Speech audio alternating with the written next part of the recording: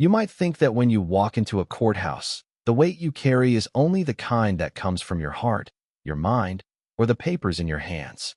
But on the day I stepped through those tall glass doors, I was carrying a weight of a different kind: memories, regrets, and a storm of emotions I couldn't quite put into words.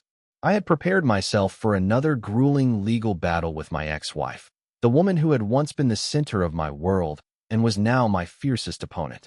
What I wasn't prepared for was the sight that greeted me when I turned and saw her walking down the corridor toward the courtroom. She wasn't alone in the sense that she was glowing, her face lit with a victorious kind of satisfaction, her hand resting on a very visible 7-month baby bump. And in that instant, the ground beneath me shifted.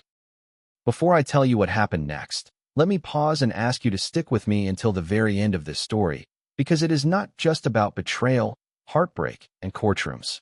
It is about justice, revelation, and the unexpected ways life can turn. And if you're new here, don't forget to subscribe to the channel, because trust me, you don't want to miss stories like this, stories that remind us just how strange and unpredictable human lives can be. Her smile, that triumphant curve of lips I knew so well, hit me like a slap in the face. She wasn't just showing up for a hearing. She was making a statement. It was the kind of smile that screamed, "I've already won." My pulse quickened, and the papers in my hands suddenly felt like dead weight. The lawyers milling around the hallway noticed too, some stealing glances as whispers began to ripple through the air. Who was the father? What game was she playing now? And most importantly, how was this going to affect everything we had been fighting over for months? The divorce had been messy from the start. Accusations, financial battles, and emotional scars that cut deeper with every hearing. I thought I had seen the worst of her, but as she placed her hand tenderly over that baby bump and tilted her chin upward as if daring me to react, I realized that I was only standing at the edge of a storm I didn't fully understand yet. My first thought wasn't anger, it was disbelief. When we were together, children had been a topic we fought about endlessly. She had claimed she wasn't ready, that her career came first, that the timing wasn't right. And yet here she was, pregnant and glowing, standing in the very place where our love had been dissected and turned into legal arguments. Part of me wanted to believe she had found happiness, that maybe someone else had given her what I couldn't. But another part of me, the part that had learned to read the sharpness in her eyes, knew there was more to the story. This wasn't about joy. This was about power, about control, about making sure that, even in the sterile halls of a courthouse, she held the upper hand. As I stood frozen, my lawyer nudged me forward, whispering under his breath, "Don't react. That's what she wants. Just walk in." But how do you not react when the past you buried walks in with a future you didn't plan for? The sound of her heels clicking on the marble floor echoed like a drumbeat, each step pulling me deeper into a war I hadn't prepared for. By the time we sat down in the courtroom, my mind was spinning. Every detail stood out. The way she adjusted her dress to emphasize her stomach, the way she placed her hands as if cradling not just a baby, but her new weapon against me, and the way the judge's eyes flicked to her, softening, as if her condition alone gave her moral high ground. And that's when the first true pang of fear struck me, not for myself, but for the truth, which I could already sense was about to be twisted into something I wouldn't recognize. The judge called the session to order, and as the sound of the gavel cracked through the air, I forced myself to focus. But no matter how hard I tried, my gaze kept drifting back to her, to that triumphant smirk she carried as though the outcome was already in her pocket. The lawyers began their opening remarks, reciting legal jargon that blurred into background noise, while my ex-wife sat across from me with her hands folded neatly over her stomach. She shifted slightly in her chair, making sure that bump caught the eye of everyone in the room. It was a performance, carefully staged, and she was the star actress. What she hadn't realized yet was that I was no longer the same naive man who had once fallen for her charm. I had learned through painful experience that her greatest weapon wasn't honesty, but manipulation. And seeing her sitting there, basking in the sympathy of strangers, I knew she had played her card at the perfect time.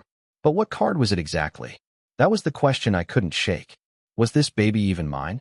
Logic screamed no. Our marriage had ended months ago, long before this pregnancy would have been possible. Yet in the eyes of the court, perception often outweighed truth. A pregnant woman could tilt the scales of justice simply by existing. Already I saw it in the subtle shifts. The judge leaning slightly forward, the jury of clerks and assistants softening their expressions, even the opposing attorney's confident grin as if he had just been handed a gift-wrapped victory. And then came the dagger. Her lawyer stood, gestured toward her stomach, and spoke with the kind of practiced eloquence that made my blood run cold. Your Honor, as you can see, my client is expecting. She is carrying not just a child, but the weight of responsibility and future stability. This must be taken into account when considering the division of assets, the financial support, and the character of the man before you. The words slammed into me like a hammer. The character of the man before you. That was me.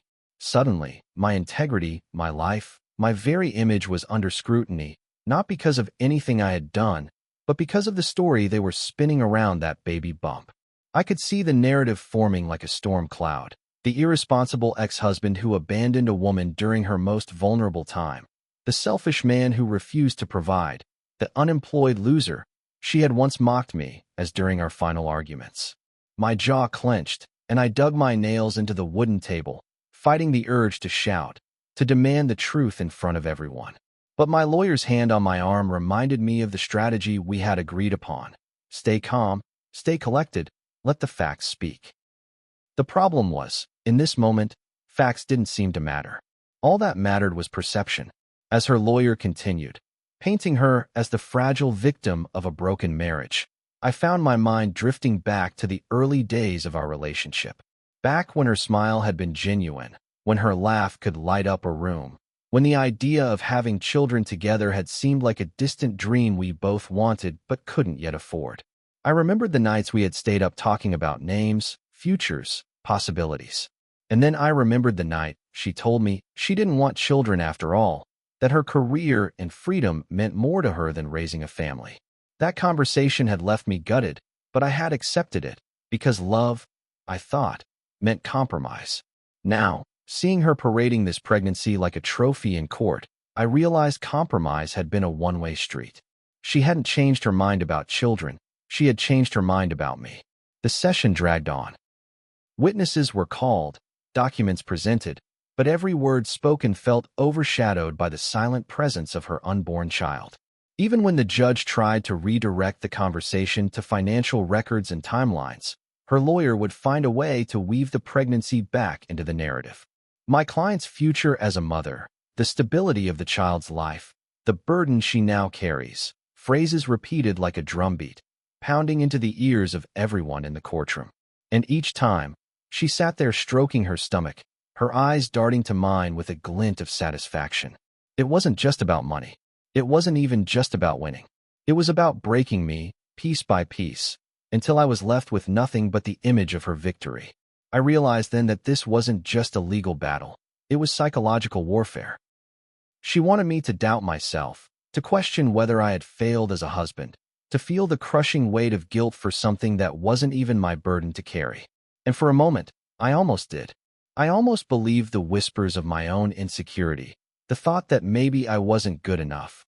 Maybe I had been the problem all along. But then I looked deeper, beyond the glow she carried, beyond the carefully staged performance. I saw the cracks. The way her smile faltered when the judge pressed for dates, the way her lawyer avoided specifics when asked about paternity, the flicker of nervousness that crossed her face when someone mentioned a DNA test. And in that moment, clarity hit me like a lightning bolt.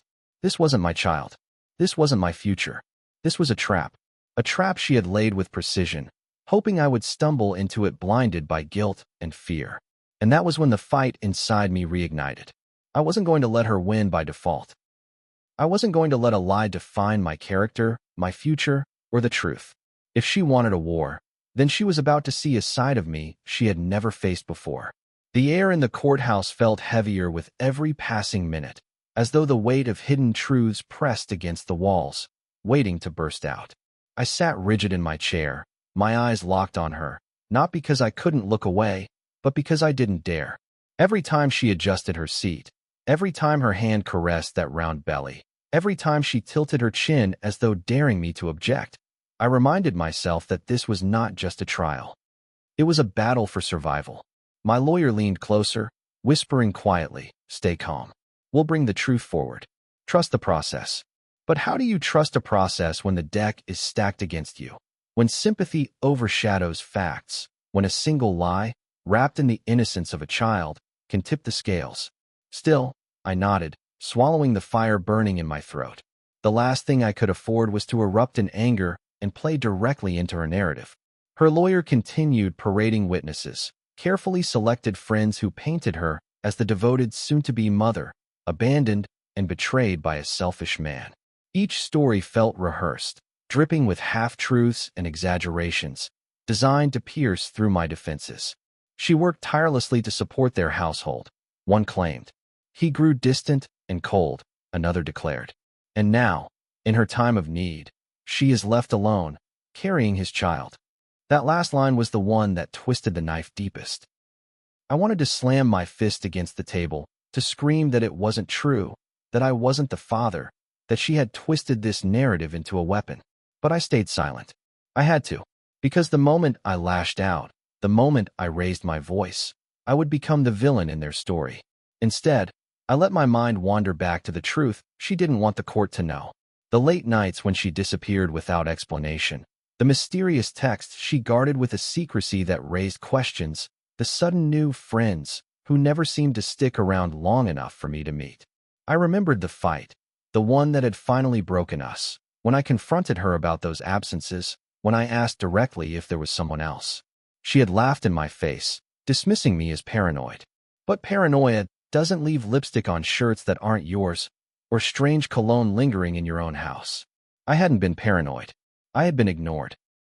And now, that ignorance was being used against me, painted as coldness, detachment, abandonment.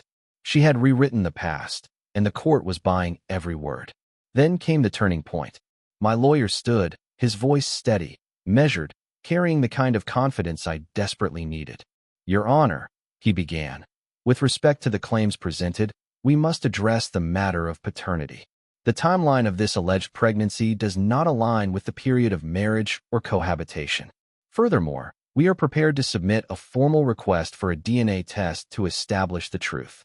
For the first time all morning, the mask on her face cracked. It was subtle, just a flicker, a tightening around her eyes, a quick shift in posture, but I saw it. She hadn't expected him to go there, not this soon. And when her lawyer tried to object, stumbling over words that suddenly lacked their earlier polish, the judge raised a hand to silence him.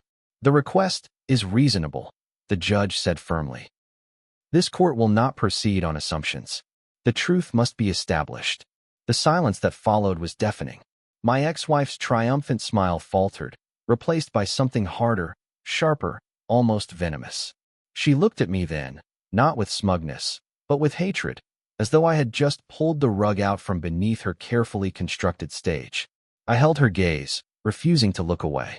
For months, I had carried the burden of her betrayal, the weight of being painted the villain in a story I didn't write.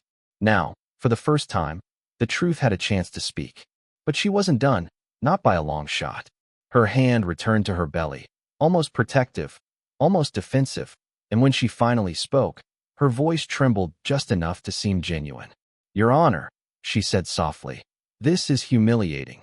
To question the father of my child in such a public way, it's cruel."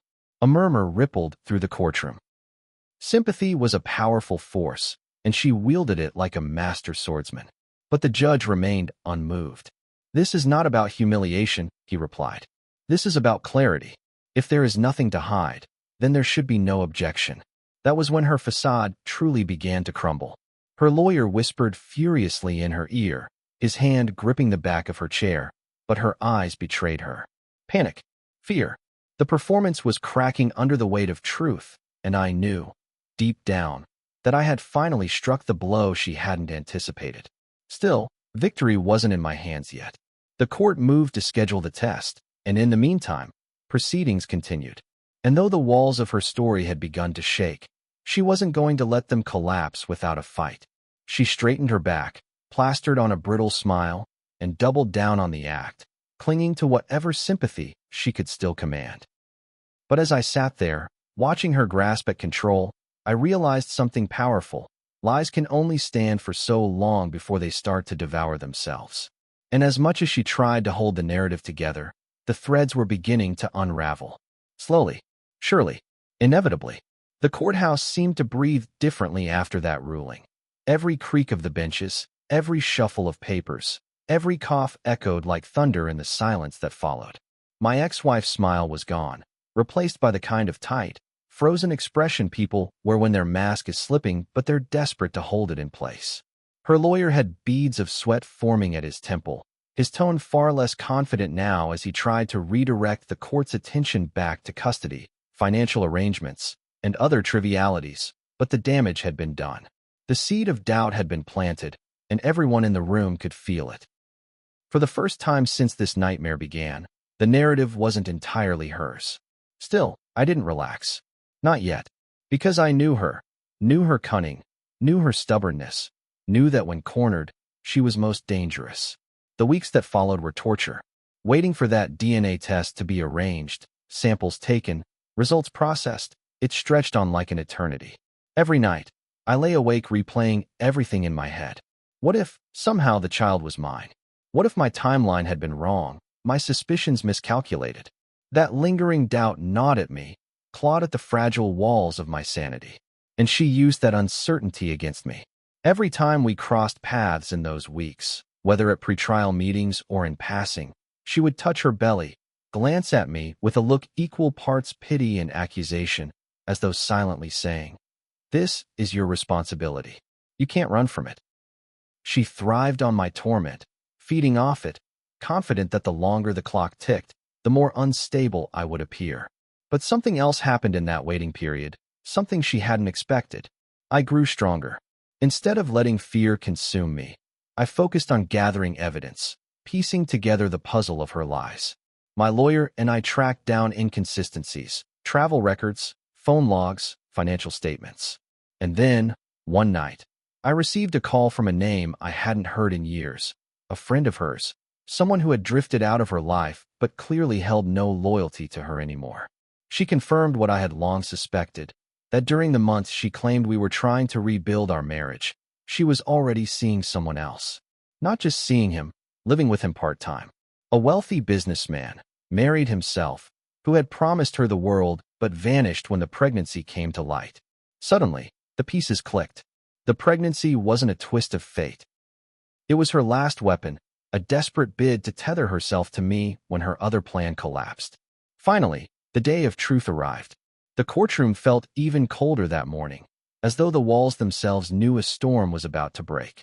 She walked in with her usual grace, but there was a stiffness in her step, a tension in her jaw. I noticed how she avoided eye contact, how she held her head a little too high, like someone walking into a battlefield knowing defeat was inevitable but still refusing to bow. When the judge entered, the entire room held its breath.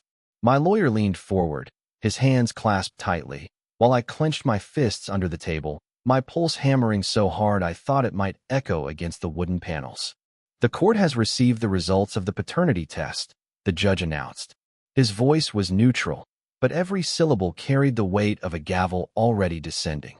He glanced down at the papers before him, and for a split second, time froze. I saw her shoulders tense, saw her nails dig into the wood of the table, saw the slightest tremor in her lower lip. The test conclusively determines that the child is not the biological offspring of the respondent. The room erupted, not with noise, but with silence so thick it felt like a bomb had gone off and sucked all the air out. My ex-wife's face went pale, her lips parted in shock, and then, for the first time in all those months, the triumphant smile was completely gone. Her lawyer scrambled to salvage the moment, muttering about alternative interpretations and procedural objections, but the judge silenced him with a single sharp glance. "The science is clear," the judge said. "This court will not entertain speculation against fact." And in that moment, everything shifted. The sympathetic murmurs that had once surrounded her were gone, replaced by whispers of judgment, of disbelief, of betrayal. People saw her for what she was. Not a victim, not a wronged woman carrying her husband's child, but a manipulator, a liar, a performer who had spun a web of deceit too intricate to sustain. I sat there, my chest rising and falling with deep, shaky breaths, not out of triumph, but out of release. The weight I had carried for months, the suffocating fear and humiliation, lifted like fog in the morning sun. For the first time, I could breathe. But she didn't collapse. Not her. No, instead she exploded.